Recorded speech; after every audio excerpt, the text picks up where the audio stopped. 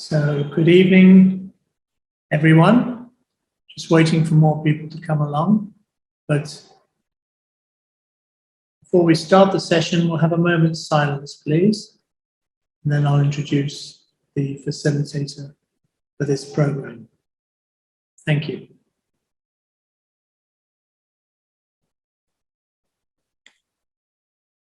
So, greetings to you all.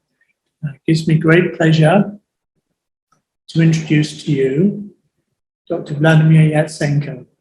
It's the first time we've worked with him at NAMA, and it's a great pleasure that we're going to do so.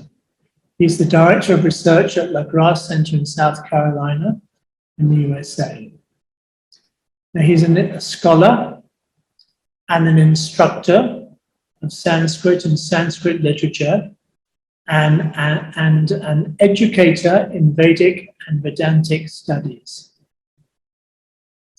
He's aligned with various educational institutions across the world, including the Indian Psychology Institute, which is nearby us in Pondicherry, International Center for Integral Studies, New Delhi, India, and Aura University in Surat in India, and also the Arogya Center in Albuquerque, New Mexico, and many others. So in this session, Dr. Vladimir will be examining the paradigm shift from the Veda to Vedanta, Samkhya and Yoga in the light of Sri Aurobindo. So I'm very much looking forward to this. There are vast gaps in my knowledge of the ancient Indian texts, so it'll be very interesting from my perspective to be a little bit more enlightened about this particular subject. So over to you, Vladimir, and hope everyone enjoys the session. Thank you. Thank you, James, and thank you for inviting me to this discourse. These are discourses. That means we are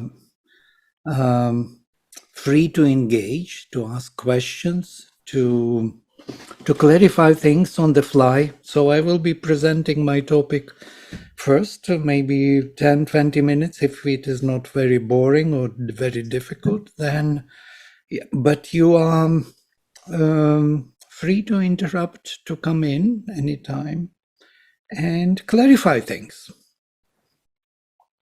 So the whole idea was to present the developmental paradigm, to see it on the scale of time, from the beginning of a known historic knowledge of the Veda, so to say, Samhita period, which is the oldest, and towards our times. So what has happened? What has changed during this long period?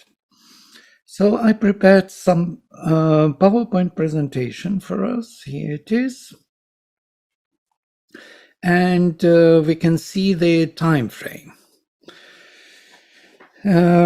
So if you look at the time frame, we will see that the oldest texts are dated from 6000 BC.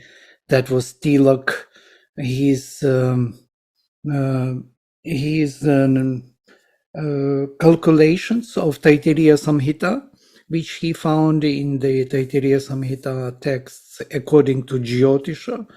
So he considers this to be 6000 BC approximately. Whereas if Taittiriya is 6000 BC, then Rigveda most probably much earlier. Yes? So we do not know about what period of time we are talking about, but before 6000 BC for sure. So Samhita texts were,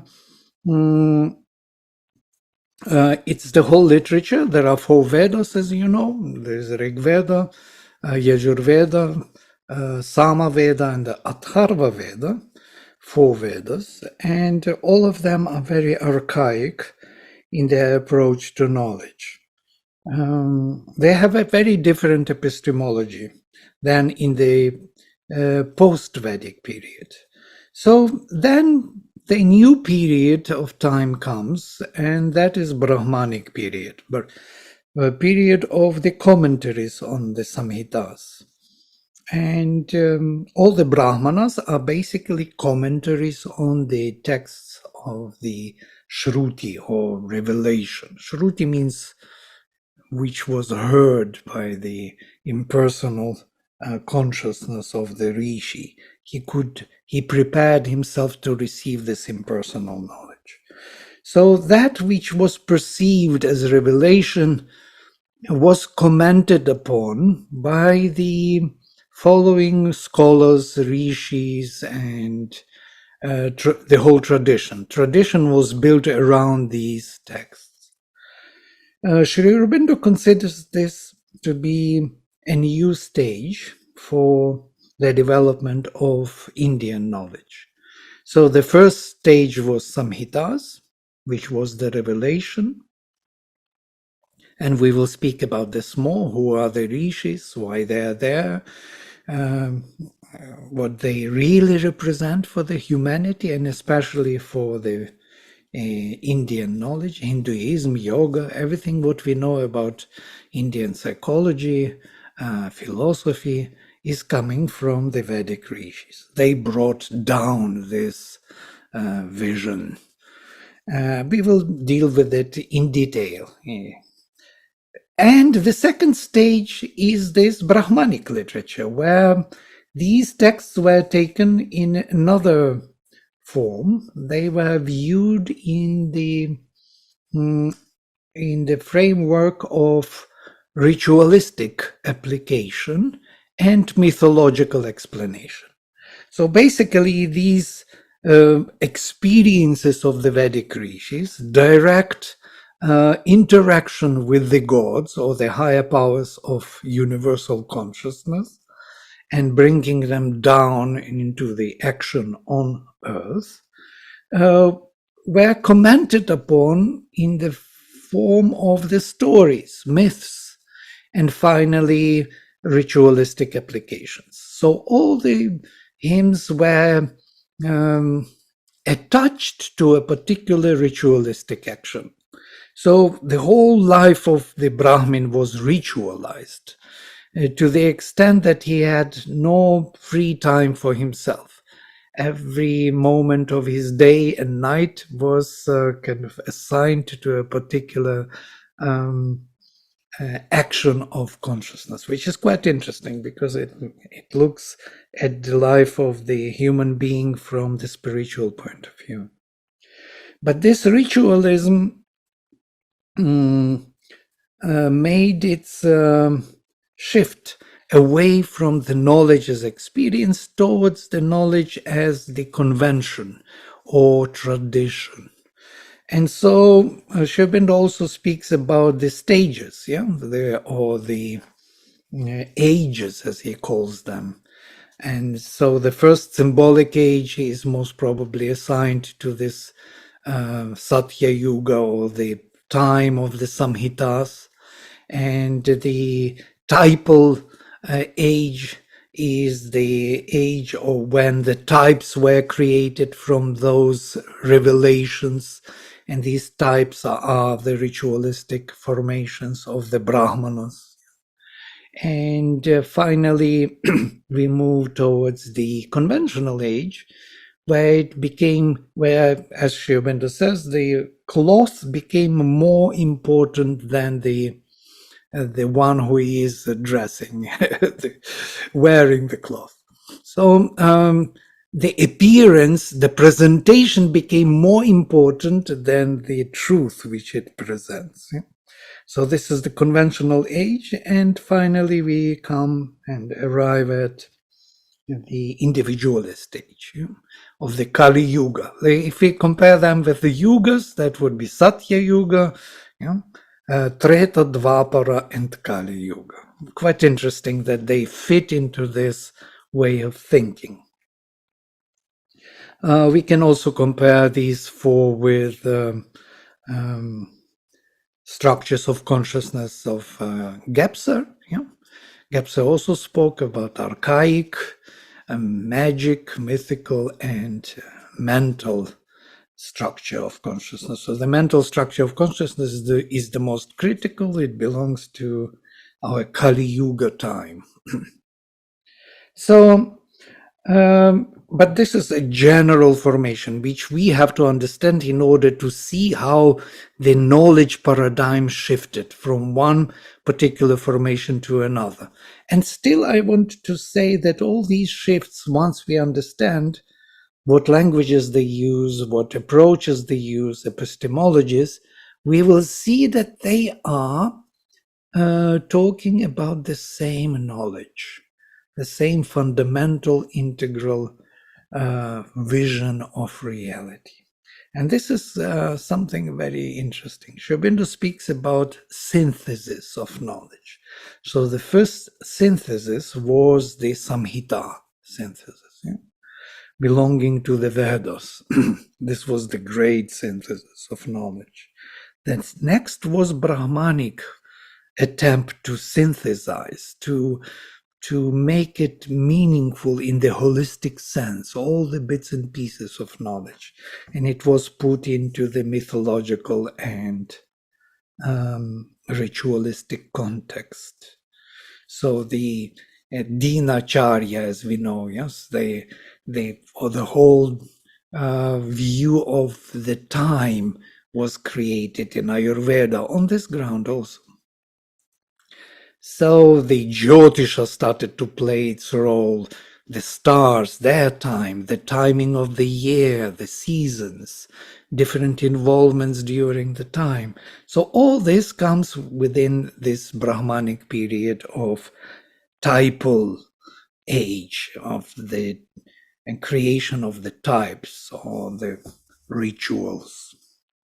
And finally, Aranyaka is the time for recollection or reflection upon the knowledge, spiritual knowledge, and the married life in the period of Vanaprastha ashrama of the Brahmin's life, where he was reflecting upon what he learned in his Brahmacharya period and what he went through his Grihastha period. It's quite amazing how the systems of knowledge and ashramas and everything is correlated in the mind of the Hindus. And finally, sannyasa period, when he is seeking only the divine, and that is Upanishadic metaphysical treatises, to which also Gita is included. It's quite interesting that they include Gita, though Bhagavad Gita is from Mahabharata, taken away from Mahabharata. And if you read the Gita, at the end of each chapter, you will read that it is Upanishad. They are considering Gita to be the Upanishads. So I will read you there. Om Tat Sat iti Srimad Bhagavad Gita Su Upanishatsu. Thus, in the Gita's Upanishads, Brahma Vidyayam in the Brahma Vidya, Yoga Shastra in the Yoga Shastra, Sri Krishna Arjuna Samvade in this dialogue between Krishna and Arjuna, Sam Yoga, here Vishada Yoga Nama, Prathamo Adhyaya. So every time there are 18 Adhyayas, at the end you hear this, that in the Upanishads of the Gita. So Gita is also part of this Shruti canon. So the Shruti canon has these four different sections. Samhita, Brahmanas, it's a very extensive literature, Brahmanic literature. Aranyakas, which are part of Brahmanas, joining the Brahmanas, and Upanishads. Sri Aurobindo considers Upanishads to be the third synthesis. So the first was the Samhitas. The next attempt to synthesize knowledge was Brahmanas. And each Samhita, each Veda has a particular Brahmana assigned to it. We can look into it if you want to. So, for example, Rig Veda Samhita has Aitareya Brahmana and Kaushitaki Brahmana, two Brahmanas. Each Samhita has a number of Brahmanas. Vajasani Samhita has Shatapatha Brahmana, and so Taitiriya Samhita, Taitiriya Brahmana. So these Brahmanas is the second attempt to synthesize knowledge, and the third is Upanishads. So there were huge gaps between these periods, though I don't show these gaps. I read 6,000, 3,000 BC. You see how approximate it is, because we do not know the timing for sure. And Samhita texts are huge. There are 4 Vedas. It's a big literature. And Brahmanas, Sri Aurobindo says there were several, maybe 1,000 years between Samhitas and Brahmanas. It was a gap, and that gap had to be crossed. So there was a new attempt to reconsider, recapture the Vedic knowledge of the rishis in a new fashion. And then, in the period of Upanishads, another gap was there, several hundred years at least, and the Upanishads are arriving at the Vedic knowledge in a totally new fashion. So they are more mentalized, they're closer to our language. We can see the shift in language. When we read these texts, we immediately see how differently they treat the knowledge. So this is something, the general scheme I wanted. So we have 3 different attempts to synthesize knowledge. First is Samhitas, original.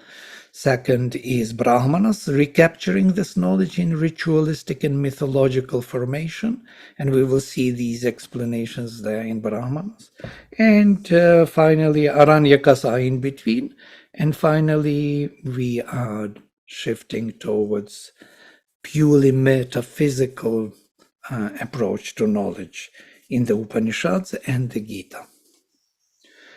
And it is much closer to our language, to our mental structure of consciousness. Smriti scriptures, we continue, maybe we will continue with this later, not to overload with all the other formations of knowledge which are following. This is within the mental structure already, within a known history to us, within the historic period which we know very well, and all the texts are available and the commentaries on them. We study these texts, such as Samkhya and Yoga, Yoga Sutras of Patanjali, Vakyapadya of Bhartrihari, all the Tantras, Mahayana Buddhism. All these forms of knowledge is available to us and well known and well studied. It's what we understand as Indian philosophy in general.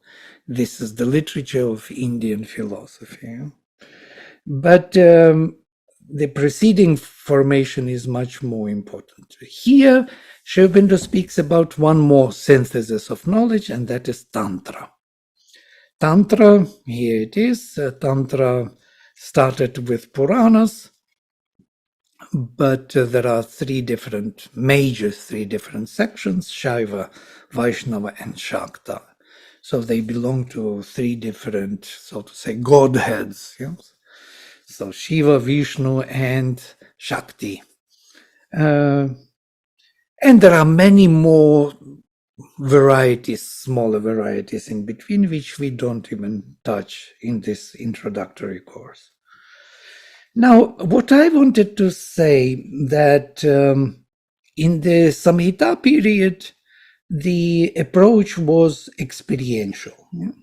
It wasn't at all, they were not trying, as Sri Aurobindo says, to systematize knowledge.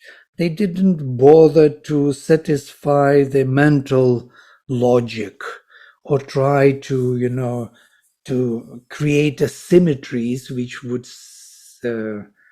satisfy the mentality and logical way of answering questions.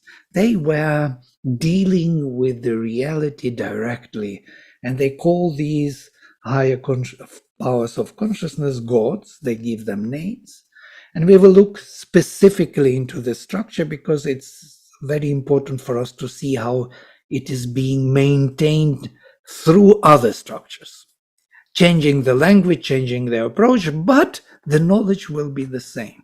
And this is the purpose of this course.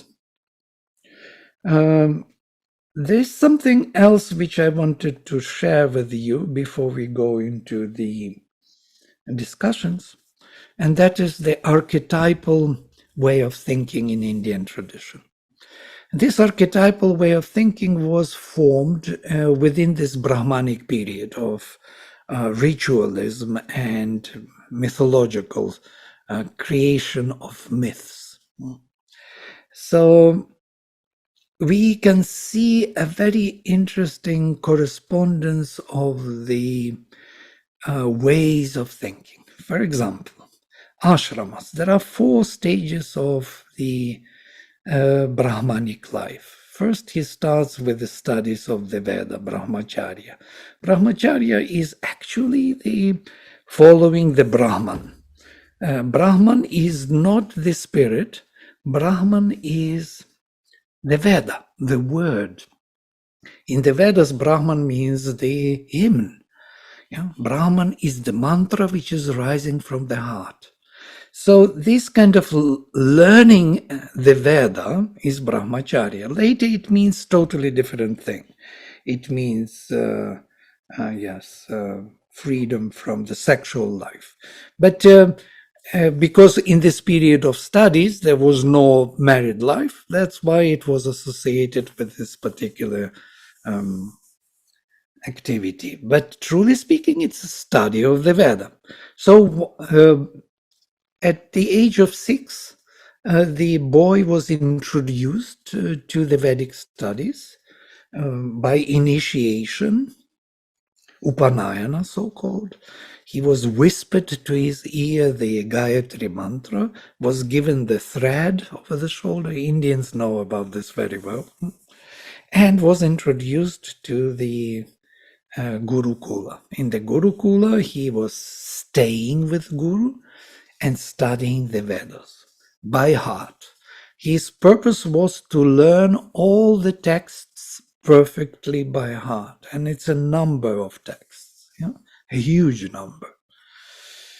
So, and it has to be totally mastered. So he spends approximately 25 years in the Gurukula. And learning texts with his teacher and other students there, and doing the work, whatever is needed in the ashram. After becoming Snataka, finishing his studies at the age approximately 30, he is ready to marry. He marries, and becomes grihastha, becomes the household. So from 30 to approximately 55, 60, he is a householder. And when his first grandson is born, he is ready to leave for the forest, and he becomes vanaprastha, the one who left for the forest. So he must leave his house. He should not enjoy his old age in the house. He has to go to the forest and live there. And what is interesting in the forest, this is the time for Aranyakas. You see, Samhita is this period, Brahmana is his Grihastha period, and Aranyaka means the book of the forest. In the forest, he, for the first time, he reflects upon the texts of Samhita and application of those texts to his married life. Every day he makes oblations, he invites gods to different rituals and so on. So he reflects upon his married and his spiritual life in the forest for the first time. So all the myths of creation, all the metaphysical first intuitive texts he reads for himself in the forest and reflects upon his life. Once that period of 25 years approximately is over in the forest, if he is still alive, he moves into sannyasa. And sannyasa is total renunciation, total surrender to the divine. And there, the texts of the Upanishads are explaining to him the very quintessential knowledge of the Supreme. So he is looking only for the divine. How to join himself with the divine. He is not even bothering about cooking for himself. Whatever he receives as bhikshu. Bhikshu is the one who is a beggar, we translate it, but it's not beggar. It's the one who wants to share with you his knowledge, and you share with him some food or some money. So it's a sharing session. So he eats only what he receives as through his arms. That's why they are walking around. They receive everything with respect, whatever you give them. They don't demand anything. They don't beg. These are not the beggars. It's for you, how to say, you have to feel honored to share with them some food or some money because they dedicated their life to the knowledge, and they will kind of extend their blessings upon you. So this is, if you look at the Brahmanic life, you can see that all his life was considered to be as one educational project. First, he learns the text perfectly by heart, all of them, including Upanishads. He never reads from the books. There are no books with him. It's all in his heart and mind. He carries he is the library. Then he applies that all what is within him to his married life every day, mantras invoking for his grihastha period. And then he reflects upon it, of his grihastha period, and his studies in the vanaprastha period, all using the text svadhyaya, reading the text to himself, secretly sitting somewhere in the forest, reading and contemplating upon those texts he knows perfectly by heart, and finally becoming sannyasi. Just look at this, how everything was beautifully arranged. Interestingly enough, other periods also archetypically fit into this thinking. You can see that for yuga, Satya Yuga is the yuga of the childhood or truth, where we are purely perceiving the reality without any doubts or fears. So there is a freedom of perception or purity or innocence of the child. Treta Yuga is the beginning of dealing with reality in more concrete way, and Dvapara is more a conventional age, as Sri Aurobindo says, and Kali Yuga is finally individualist age. These yugas are compared to the cow of Dharma. In Satya Yuga, cow of Dharma stands on 4 legs. In Treta Yuga, on 3 legs. In Dvapara, on 2 legs, trying to... and in Kali Yuga, on 1 leg, like ballerina.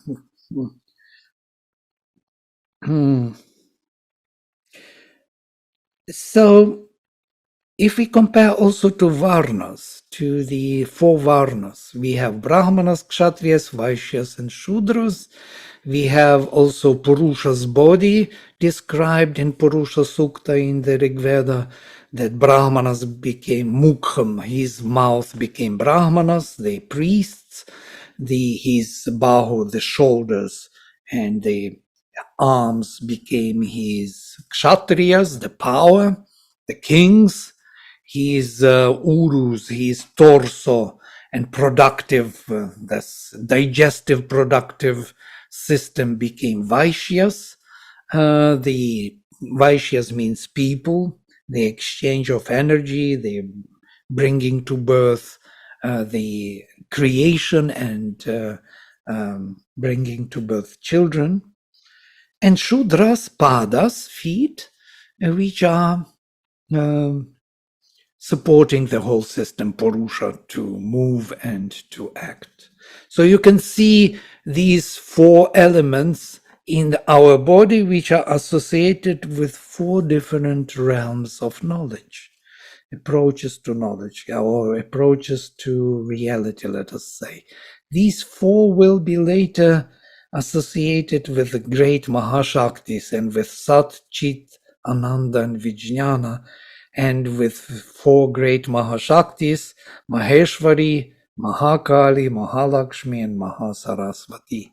Quite amazing. Maheshwari is knowledge, Mahakali is power, Mahalakshmi is bliss, that very bliss, yes, which Vaishyas are producing and exchanging, and Mahasaraswati is the perfection, is in work, in action. So here again, this archetypal thinking, which is well known to all of us, only we never put them together to see that they somehow resemble one another, and kind of go together in our way of looking at Indian civilization. There are more things. There is Agnihotra. I don't want to go to all of them. There are locations of the worlds, creatures. Agnihotra is a specific topic. I kind of separated here with the red color.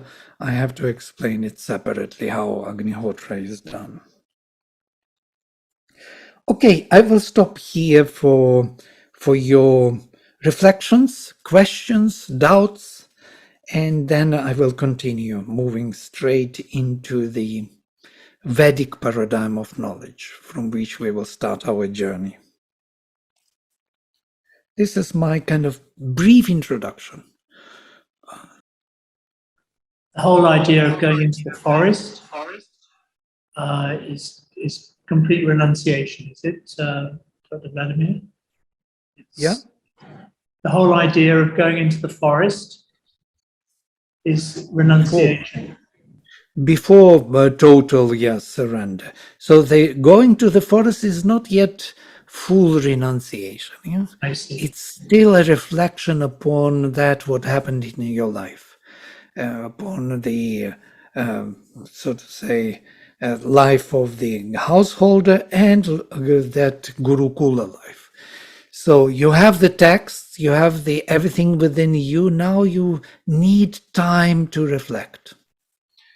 Right. You to understand for yourself for the first time. You are ready already because you lived 60 years.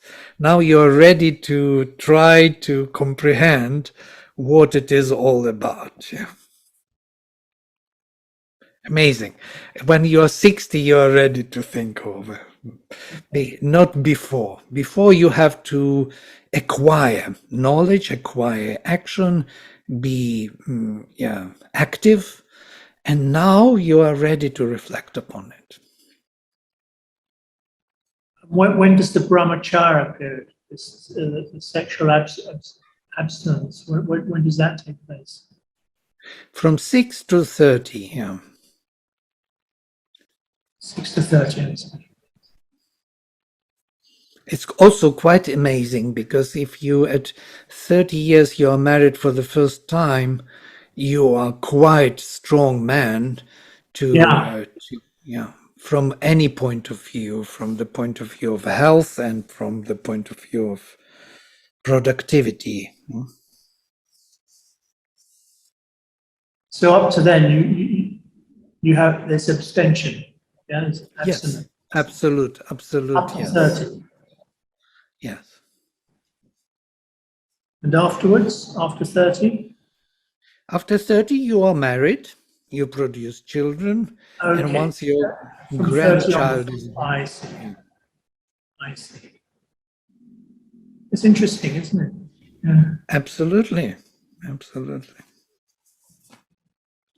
Because you have two different rinam. Rinam is the debts.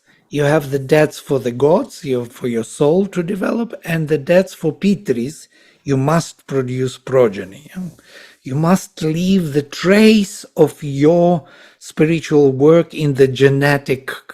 Okay. Yeah.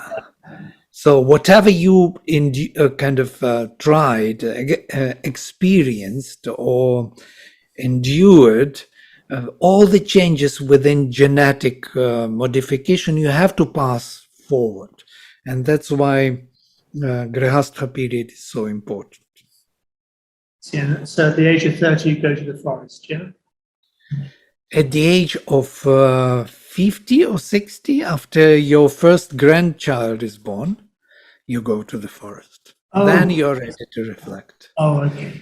Right. So you have to first to produce grandchildren, and for that you need to have children who would endure again brahmacharya period, Right. and will be ready to produce grandchildren. So you can calculate it's approximately 60 years old. Yeah. I see. Yeah. Everything's a little bit delayed. Yeah.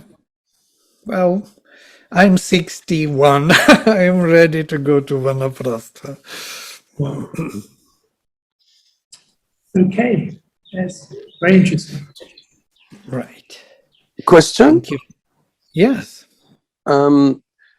Why does it seem that in the course of your life, it seems like going up, not in vitality, but in development, but then in the Brahmanas, Kshatriyas, Vaishyas, and Shudras, our perception is it going down. You would expect the opposite. In the times, I see the link, but then in the physical, I don't see the connection. Right. Well, it's a good question to keep for as long as we live and try to figure out why this Kali Yuga is at the end, and why this individualist age, and what are these kind of narrowing down the streams of that Satya Yuga at the beginning. Why can't we be always children all our life, happy and open to the sunshine, instead of we become heavy, because there's something going on in the evolution. We have to produce, we have to endure in time, and to endure in time we have to make changes within ourselves and pass these changes to our progeny. So this is a duty, a debt we have to pay for being embodied in the body. It's amazing how they think. Yeah. So not only that we have a duty to evolve spiritually, to really work on ourselves, to receive this higher spiritual knowledge from the rishis, to embody it, to learn by heart perfectly all the hymns. You cannot imagine what treasure it is to learn all the hymns by heart, and to know all those, mantras which uplift your consciousness. And now, with that upliftment, you have to pass the seed towards future generations. Yeah? So to say, you have to endure in time, because you can't stay. But still you have a kind of a duty for yourself to continue in Vanaprastha, to reflect of how all this is connected. And you start reflecting, that's why I had to do this or that. Now it makes sense. Now I can understand for the first time why I lived this life and that life after in that way. And once you are ready with those reflections, you kind of fulfilled all those personal kind of inquiries within this Vanaprastha period, you are ready to surrender to the divine. So you are seeking only this, divine, joining it in sannyasa period. For me, it makes totally sense.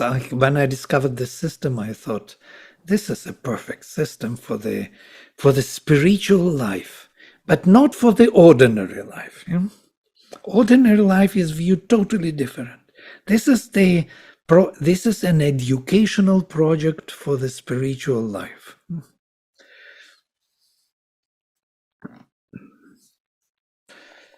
All right. So does that mean that only a particular sect used to go through these changes or evolution, or was it meant for the society in general at that time?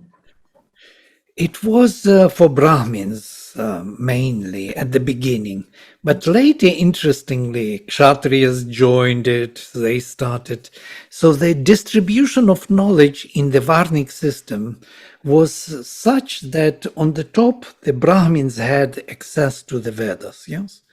Then Kshatriyas, there was a second kind of level, as you see here, Samhita, and you see Brahmanas, and then Brahmanas, you have Kshatriyas. Yeah? So the commentaries, so all the myths and rituals were given to Kshatriyas. Yeah? So they studied those texts, but not so much Samhita texts. Yeah?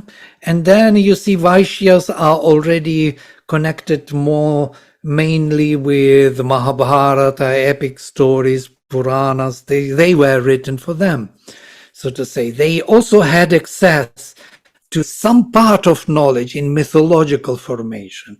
And finally, Shudras didn't have access at all to any knowledge. Yeah? So they were never taught anything. They only heard some stories there from Puranas when there were some gatherings and so on. So redistribution of knowledge was from the top to the bottom in such a way that not everyone has access to a particular knowledge. Yeah? Thank you. And as per the table, when I go through this, there are the yogas that has been mentioned here. Brahmacharya in Satya Yoga and then Grihastha at Treta Yoga. Does that mean that during those yugas, separate yugas, these things are more dominated? Like in Satya Yoga, maybe the Brahmacharya was dominated. So mostly people used to go towards Brahmacharya. Is this what it is? No. It's archetypal thinking. It's not that it is Brahmacharya Satya Yoga. It is within the Satya Yoga, Treta, Dvapara, and Kali, the same archetypal thinking as Brahmacharya, Grihastha, Vanaprastha, Sannyasa. I mean, the same kind of modality of which is creating, it's like 4 seasons, like spring, summer, autumn, and winter, if you will. Yeah? So what can you do with this? Yeah. So it's kind of reminding us the same cycle of time or cycle of all the seasons or activities in life which differ from one another in a specific manner. We start with a very luminous and open consciousness. By the way, this is something what Sri Aurobindo suggests when he describes in the ideal of human unity and the human cycle, our beginnings, yes? And he says that the whole misconception of our history is that we begin as if we are separated individuals and then we start building groups, and within the groups we slowly develop.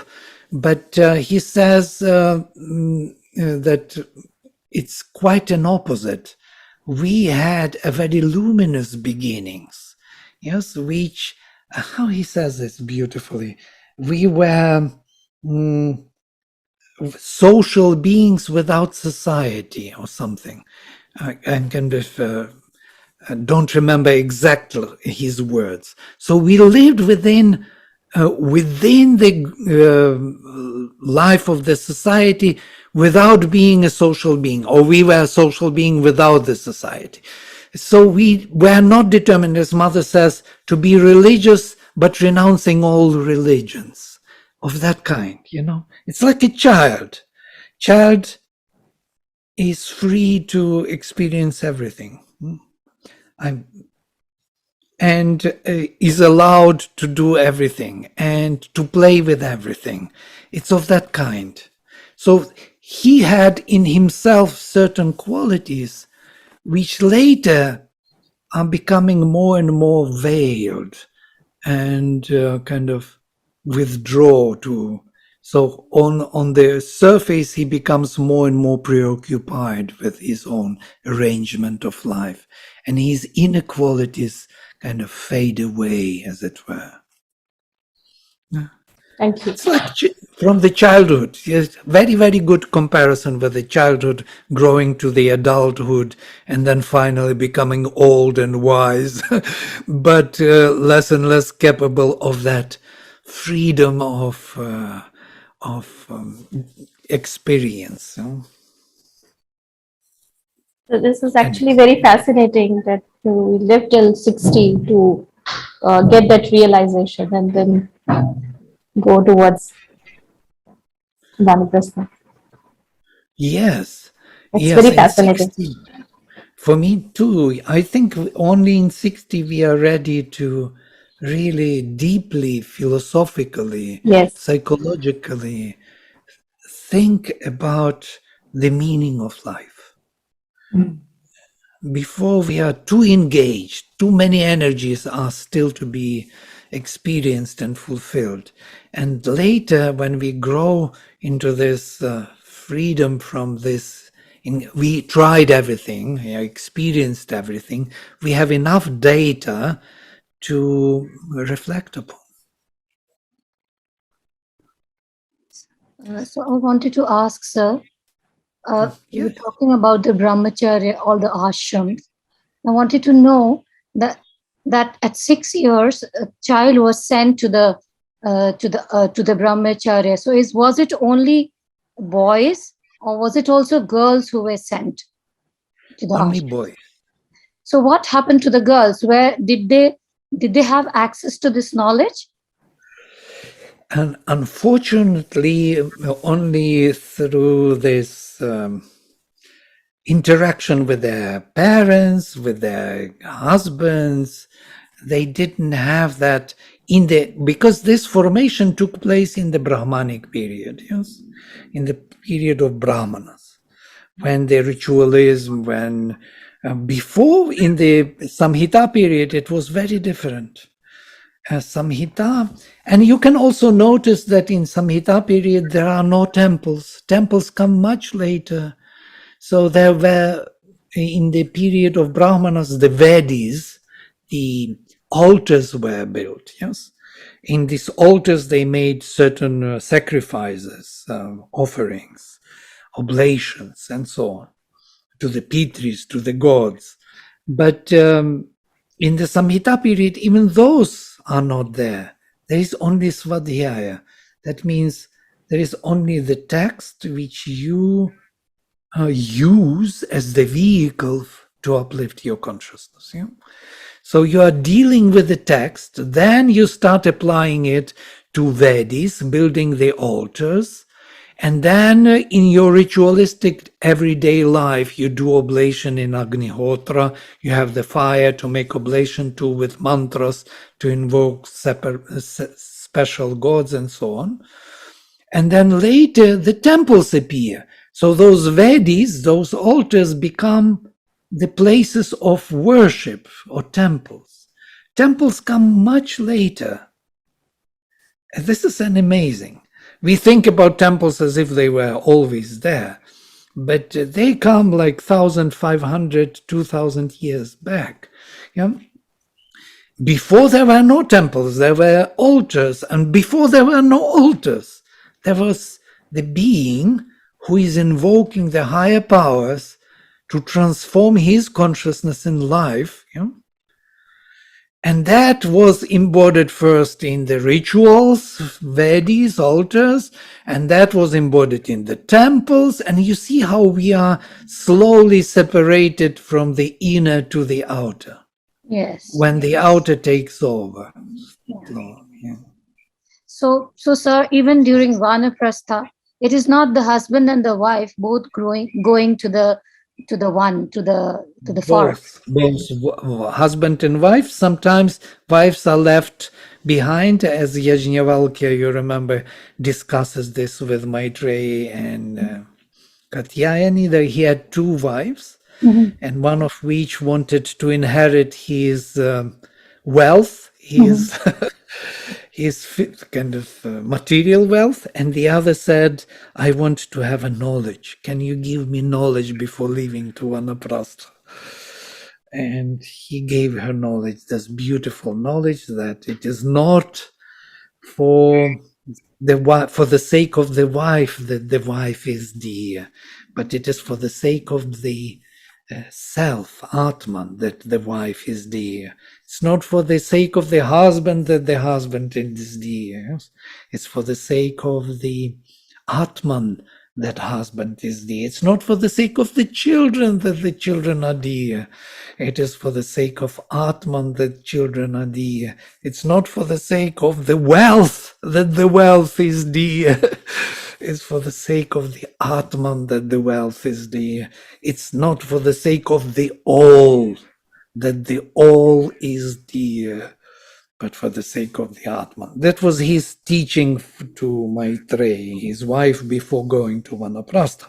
So there are cases where the wives are left behind, and there are cases when the wives are going together with husbands into the forest and sitting there and cooking for them. And also the Pandavas, when they went to the forest, I think Draupadi did go with them. So that's well, she was in exile, yes, definitely. No, not that time, later. The I'm not talking about that exile, that little later, that when the Mahabharata war got over and the Vanaprastha. Yeah. Thank you, sir. That was very beautiful. Thank you. You're right. Yes, she went with them.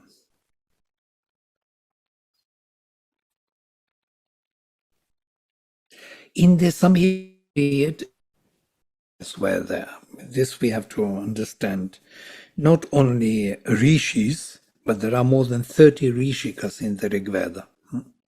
There is Rishika Savitri, for example. That very Savitri, whom we worship as the Divine Mother, and she actually is the author of the hymn of marriage. That marriage hymn which everybody heard when they married, because in India that marriage hymn everybody knows. It's the most popular hymn in India. Every marriage has this hymn. It is a composition by Savitri, Rishika Savitri. It's kind of interesting.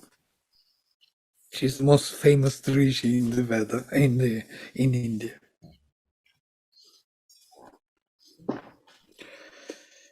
So there were many rishikas. There was Lopamudra, for example, the wife of Agastya Rishi, where she speaks with him. There are hymns, She complains to him about him being too remote in his meditations, and he does not attend to the duties of the household. And so when he listened to her complaints, it's quite interesting, he agreed with her. He said, yes, you are right. I'm too much into my, So, and he came back to the duties of the earth. So this is something interesting. You can't find it later in the post-Vedic literature. So the period of Samhita was unique. It was like a childhood. It was open to the experiences, to the truth of the existence. Mother speaks about the Vedic rishis as involutionary beings.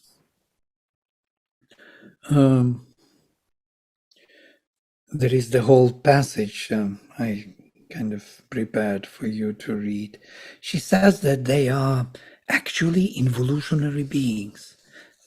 You know that evolutionary beings is who we are. Yeah? We are evolutionary beings. We have the soul which is evolving in us. But evolutionary beings are those who have nothing to achieve here. And they come down and bring the higher knowledge into earthly atmosphere for human beings. So to say, they are not evolving beings. Avatars are evolutionary beings. They don't evolve. They come with a specific mission to accomplish certain action. Vivekananda was an evolutionary being. He was not here to evolve. He brought something, some touch from... Mother speaks about him, that he was an evolutionary being. So if you think about avatars and rishis, rishis were the families of avatars who had higher knowledge. That's why in Samhitas, in the Rig Veda, you will never find any discussion about mukti. There is no concept of mukti, yeah, or moksha. There is no liberation. Why? They are not interested in liberation in the Rig Veda. They are interested in transformation of our earthly nature by the Spirit. They are liberated already. They are not interested in liberation. They are not looking for freedom. They are looking for transformation. That's why all this, what is sacrifice? Invocation of these higher powers to come down and to transform, to change our consciousness, our life. Yeah. It is this.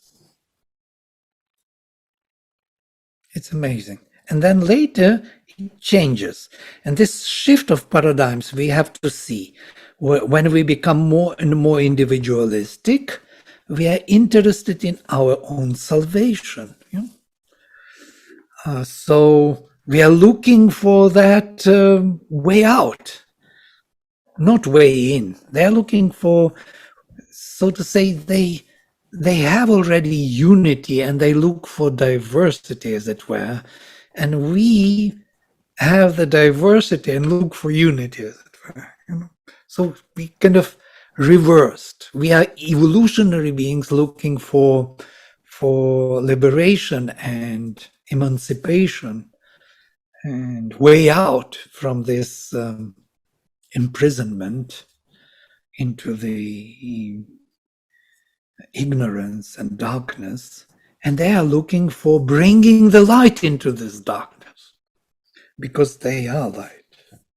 We are darkness looking for light, and they are light looking for darkness.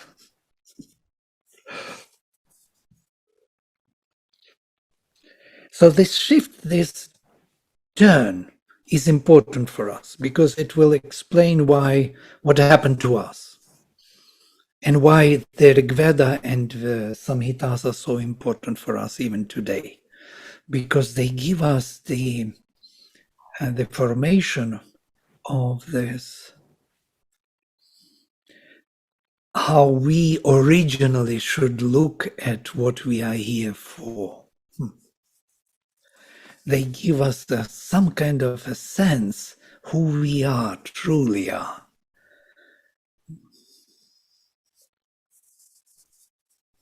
And every time when we read the Rig Veda, I can feel this. Okay, so I will go straight into the Vedic paradigm, if you don't mind. Okay, sure. So that very Vedic paradigm which we have to cover today.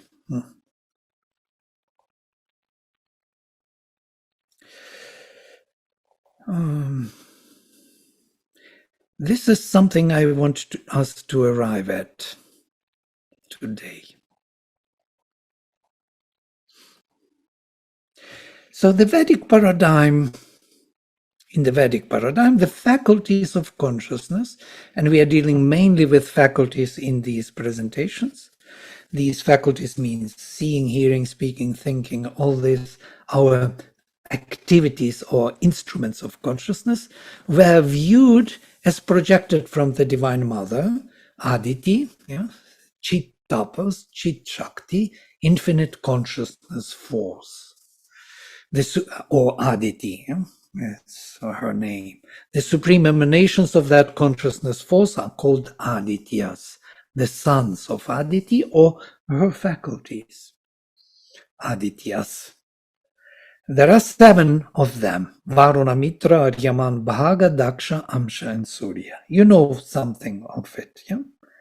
Some of them you definitely know, like Mitra, Varuna, Bhaga, Surya, you heard of them. So here they are, Varuna, Mitra, Aryaman, Bhaga, Daksha, Amsha, and Surya. They are given in this particular order. Order is important. So these are the 7 sons of Aditi. Aditi is being represented by these 7 sons. Sri Aurobindo gives the description of all of them and explanation. I will read them.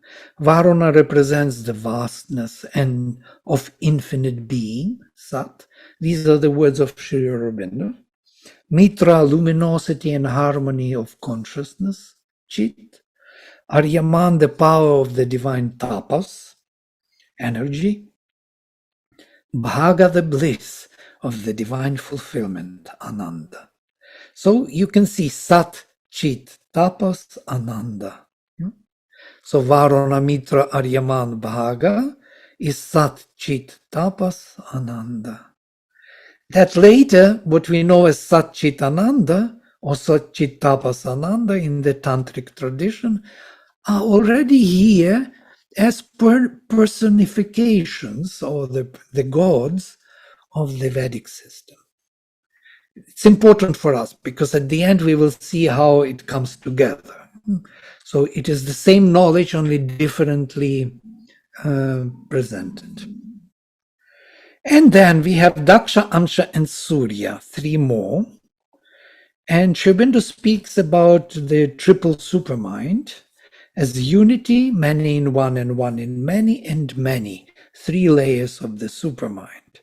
And these would be the 3 godheads of the supermind. Daksha represents the power of thought, capital T, all discerning and all distributing power of supramental consciousness. Amsha represents the diversity in oneness. Amsha means literally portion, or that portion, that spark of our souls, as it were, supported by unifying power of Daksha, so that diversification. And Surya or Savitri represents all the 7 Adityas and projects them into a lower creation. His rays represents the diversity in the domains of Svar. We will come to Svar as overmind later. So these are 3 levels of the supermind, Daksha, Amsha, and Surya. Here they are again. So we have 4 transcendental godheads, or Sat, Chit, Tapas, Ananda, and we have triple supermind, Daksha, Amsha, and Surya. Now these are the 7 Adityas, and there was the 8th Aditya, who was born from Aditi, and he was born ugly, as it is said, without limbs, Martanda his name.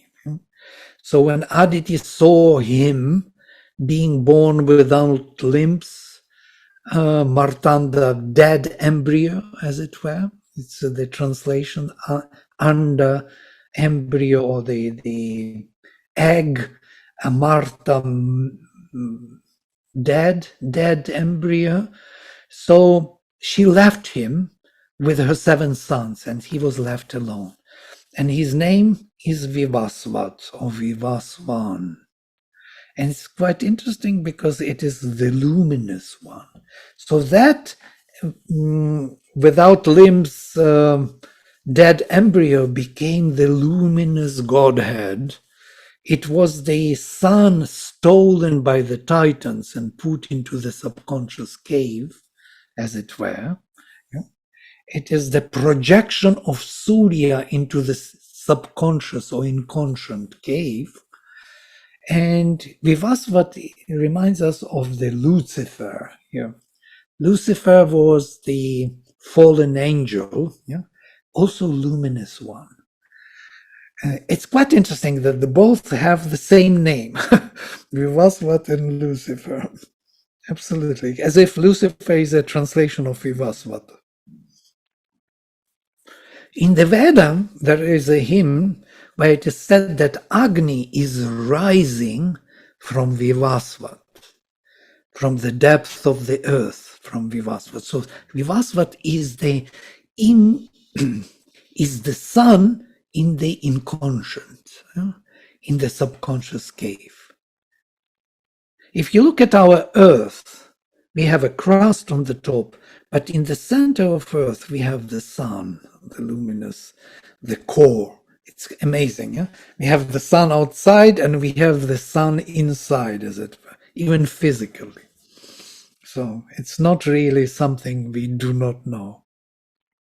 So this Vivasvat is the creator of the universe, of this lower hemisphere. These 7 Adityas belong to the transcendental world. Yes, 3 of the supermind and 3 of the transcendental Satchitapasananda. Vivasvat represents all of them here in the lower hemisphere. So here they are, all of them. So Varuna Sat, Mitra Chit, Aryaman Tapas, Ananda Bhaga, Daksha, supramental knowledge force, all uniting and all discerning, Amsha, supramental many in one, and Surya Savitri, supramental manifestation. The rays of the sun are shining out into the darkness. It is even said in one hymn, when the darkness meets the sun, so the sun is being pervaded by the darkness, and that generates the rays. The rays are nothing but the meeting of the darkness and this body of the sun. So this kind of, going into the darkness of the light. Quite interesting image. So here we are, Aditi with her 7 sons are projected. These 7 sons are projected through Vivasvat as Surya into the lower hemisphere. So Varuna as the divine being, becomes here a material existence, matter. Mitra, Aryaman, that consciousness, tapas, becomes here life force. Bhaga becomes what Sri Aurobindo would call the projection of the Jivatma into this Anandamaya Purusha, yes, of our psychic being. And these 3 are the triple overmind, which becomes the triple mental consciousness. The supermind is projected into the triple mind. So this is Diti, the sister of Aditi, the twin sister. There are 2 sisters, Aditi and Diti. Aditi is infinite consciousness bliss, and Diti is dividing consciousness by darkness.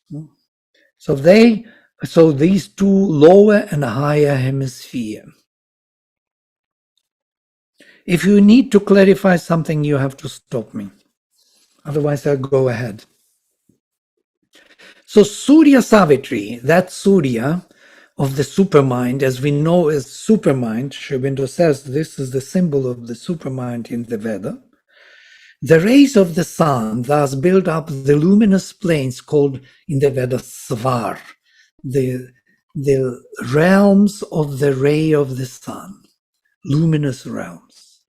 It has 3 luminous realms called Trirochanas, which thus project the higher 3 realms of the cosmic mind, Tisro Dyavach, 3 heavens, and which sustaining the 3 spaces of the vital realm called Trini Rajansi or Tri Rajansi, 3 shining realms, and which supported by the 3 foundations of the physical, called Tisro Bhumikh, or 3 earths.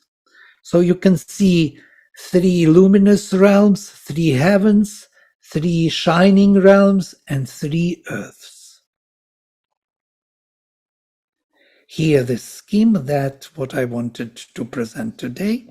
You can see the triple supermind, unity, one in many, many in one in many. This is his major 3 different realms as described by Sri Aurobindo, or Daksha, Amsha, and Surya in the Veda. Then they are projected into the triple overmind, and the triple overmind, this Svar world, is Trirochanas. I will give you here. Trirochanas are supramental overmind, according to Sri Aurobindo, overmind intuition, or simply overmind, and mental overmind. I can't even remain mental overmind or intuition. He says about this in many different ways. I just simplify here for us. So we have supramental overmind, overmind proper, and intuition. Intuition is the lowest realm of the overmental consciousness. It is that which is like a lightning flashing down to our mentality. And this triple mental consciousness is illumined mind, higher mind, and mind proper. Yeah. Now I'm coming back. Of course, there is something else I wanted to, I'm coming back to this. So here they are, this Tisro Dyavach, 3 heavens, or 3 minds. That is, mental mind is illumined mind in that Sri Aurobindo's terminology. In Mother's terminology, it's mental mind, vital mind. So mental mind is Sahasrara chakra, as it were, you know. It is here located, the illumined mind. This dynamic Ajna chakra is the vital mind proper, or the higher mind in the Sri Aurobindo's terminology. Physical mind is the chakra of the expression of in the throat. So I'm kind of combining 2 languages. One is about Sukshma Sharira with chakras, just to easily understand. These are mental 3 realms, yes, within the embodied state of being. And there are 3 minds. Here they are. There are also higher 3 chakras, which Mother speaks of as overmental chakras. And these will be Trirochanas, of intuition, overmind, and supramental overmind, before supermind is reached. Yeah? So Sri Aurobindo somewhere says, to understand the mind, we need to understand the supermind. Mind cannot be understood without the supermind. Yeah? Supermind has a key to understand how mind functions, because the mind is nothing but projection of the triple supermind. And you notice that the mental mind is more unifying, vital mind diversifying, one in many in one, and physical mind is totally spelling out in time and space the elements of the mind. Yeah? So we have this unity, one in many in one and many, all the time on all the 3 levels. Mind altogether is more unifying, vital is more diversifying, and physical is totally dispersed or unique in its own physical presentation. And within these 3 realms, there are also 3 types. Yeah, more unifying, diversifying, diversed, unifying, diversifying, diversed, unifying, diversifying, diversed. So you can see that the physical, in a way, is the enterprise of this supramental manifestation. The physical itself would never come into existence. Notice physical mind, physical vital. The physical is a part of the mind and a part of the vital. And the mind and vital are part of the physical. You cannot separate physical from the mental and vital operations, and they are nothing but projection of the supramental action of more unifying, diversifying, and diversified action. Wow, this is something. This is the Vedic vision, which tells us nearly everything we have to know about ourselves, at least for me. So if you look at this as the 9 levels of our consciousness, we can see that mental mind is our Sahasrara chakra, whereas if we go by chakras, and this is quite interesting because Sumitra Basu was giving very interesting talks on the chakras, and you can connect with his talks.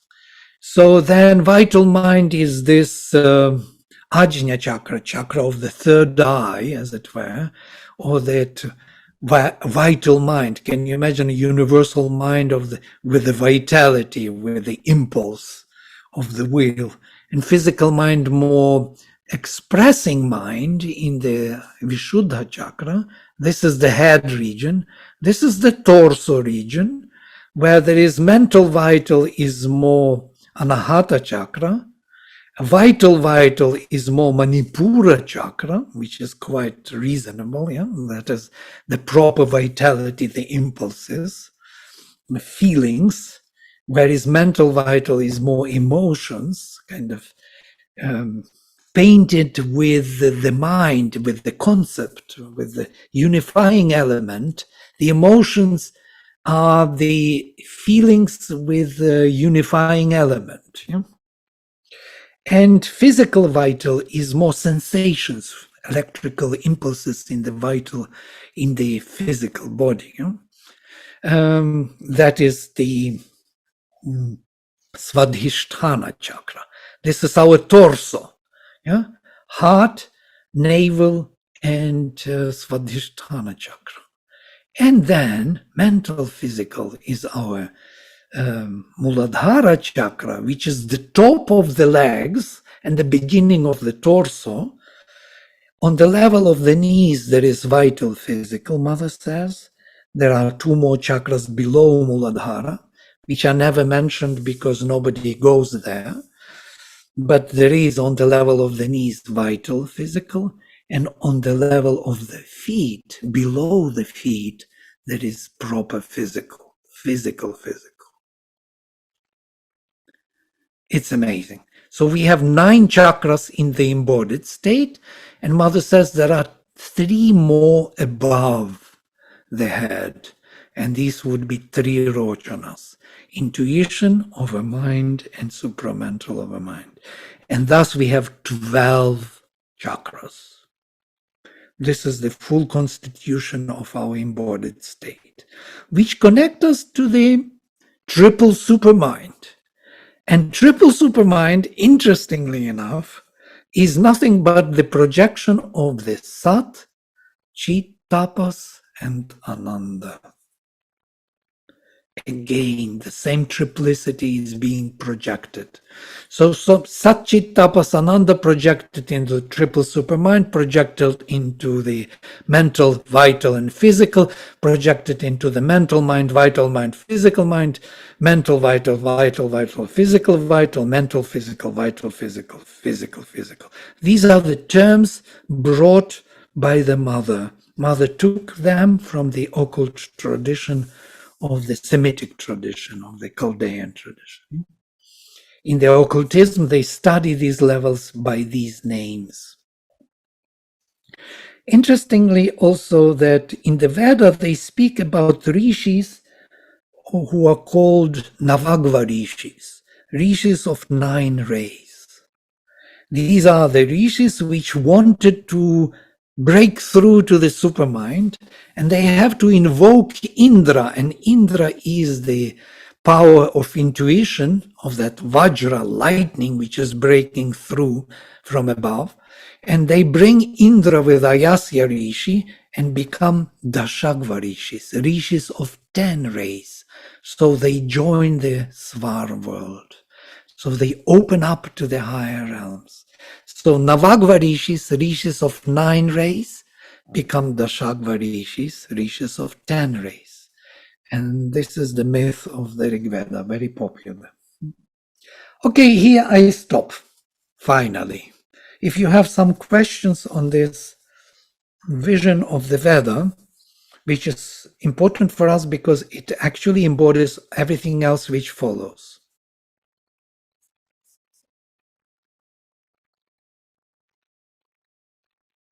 I know it's a very limited time, a lot of information, but I'm sure that you studied this by yourself, and because of that, it just should be ringing the bell somewhere. You see here is one more slide which is quite important to see. These are the levels made picture by Huta from the mother's sketch and explanation of the levels of consciousness.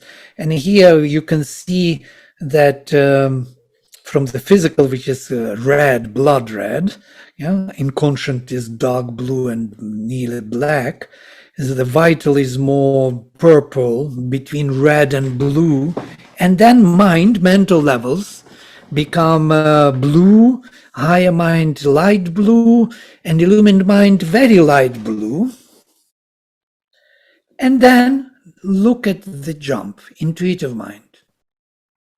It is the Svar world, that Dashagva Rishis, which I was mentioning, the Indra's realm, blue and totally yellow, nothing, no transition, as if a new level altogether. And then over mental proper is this multi-colored level.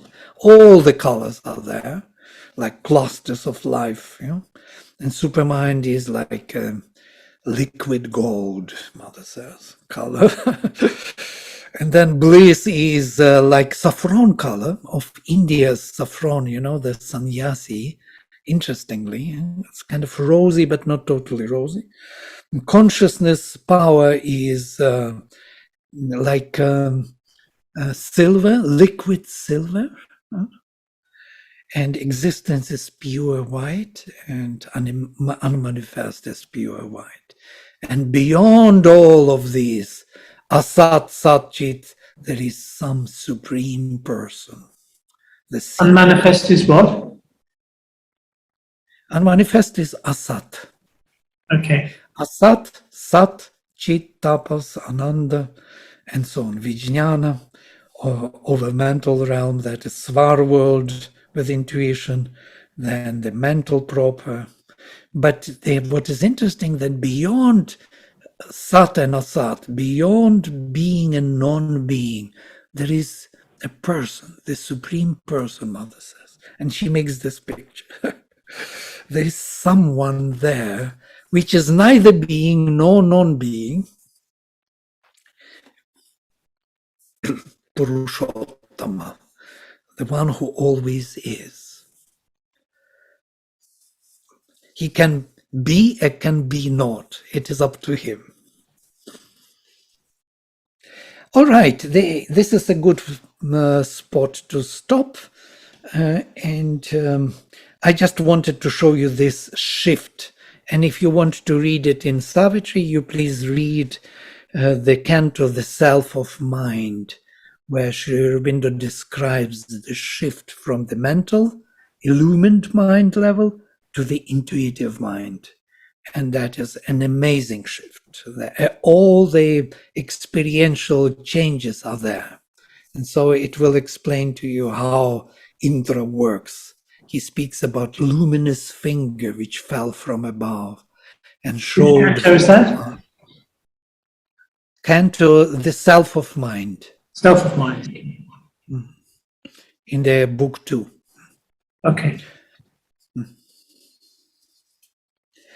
All right, we can stop here for today, and next time we continue to see how these faculties, these which we were looking into today, are projected in the post-Vedic tradition, in the Upanishads, and then in Samkhya and Yoga, and finally in the integral yoga, Tantra and integral yoga. Okay, thank you. Thank you very much, Vladimir. Really Thank you. absorbing. Thank you. I will close with mantra if you don't mind. And then the minute of silence. Om Sarve Bhavantu Sukhinaha Sarve Santo Niramaya Sarve Bhadrani Pashyantu Ma Kaschit Dukha Bhag Bhavet. Om Shanti Shanti Shanti.